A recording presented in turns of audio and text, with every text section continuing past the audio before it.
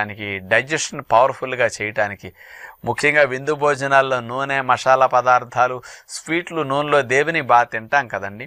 అలాంటివి అరిగించాలంటే రోజుటి వల్ల ఎంజైమ్స్, రోజుటి వల్ల హైడ్రోక్లోరిక్ యాసిడ్ వస్తే చాలదు. దానికి రెట్టింపు డోసెస్లో ఎంజైమ్స్, హైడ్రోక్లోరిక్ యాసిడ్ కావాలి. అందుకని వీటిని లివర్ని స్టిమ్యులేట్ చేసి ఉత్పత్తి అయ్యేటట్టు చేయటానికి మరి అమైలేజ్ కానీ లైపేజ్, ప్యాంక్రియాటిక్ లైపేజ్ ఇట్లాంటివన్నీ బాగా సెక్రీట్ అవ్వటానికి బ్రహ్మాండంగా తమలపాకు ఉపయోగపడుతుంది అనమాట.